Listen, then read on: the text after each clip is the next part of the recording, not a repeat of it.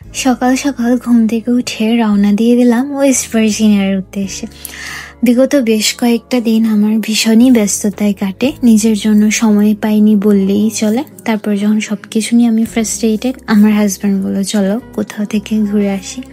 আমার চাচু এসে আমাদেরকে জয়েন করলেন। তারপর আমরা সবাই মিলে সকাল সকাল রওনা দিয়ে দিলাম ওয়েস্ট ভার্জিনিয়ার উদ্দেশ্যে। ওয়েস্ট ভার্জিনিয়ার আমাদের প্রথম স্পটটি ছিল হারবার্স ফেরি। এই জায়গাটিতে আসার পর তো প্রাকৃতিক সৌন্দর্য দেখতে দেখতে আমি একদমই অবাক। এত সুন্দর চারিদিকে পাহাড়, নদী, আকাশ, কি সৌন্দর্যের একটা জায়গা।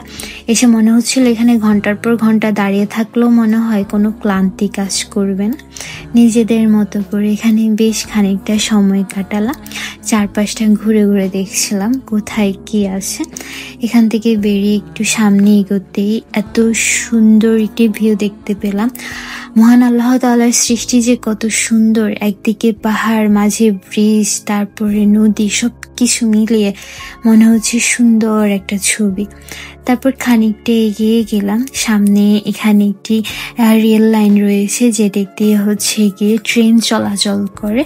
তো আমরা ভাবতেছিলাম যে আমরা ট্রেন দেখবো কিনা। লাকিলি আমরা এখানে ট্রেন দেখতে পেলাম। বেশ কিছুক্ষণ দাঁড়িয়ে আমরা ট্রেন দেখলাম। এটা একটা মালবাহী ট্রেন ছিল, বিশাল বড়, অনেকক্ষণ ধরে, মনে হচ্ছে কোনো শেষ নেই। তারপর আমরা শহরটি ঘুরে দেখছিলাম। ছোট একটা শহর, পাহাড়ের মাঝে ছোট ছোট বাড়িঘর, দেখতেই চোখ জুড়িয়ে যায়। আর এখানে বেশ কিছু মিউজিয়াম ছিল। মিউজিয়ামগুলোতে তাদের পুরনো ঐতিহাসিক সমস্ত জিনিস সংরক্ষণ করে রাখা। এই জায়গাটা প্রাকৃতিক সৌন্দর্যের পাশাপাশি ঐতিহাসিকভাবেও ভীষণই গুরুত্বপূর্ণ, কারণ এখান থেকেই 1859 সালে দাস প্রথা আন্দোলনের শুরু। তারপর আমরা এখানে বেশ খানিকটা সময় কাটালাম, সবকিছু ঘুরে ঘুরে দেখলাম। তারপর এখন এখান থেকে আমরা চলে যাব আবার নতুন কোনো একটা স্পটে।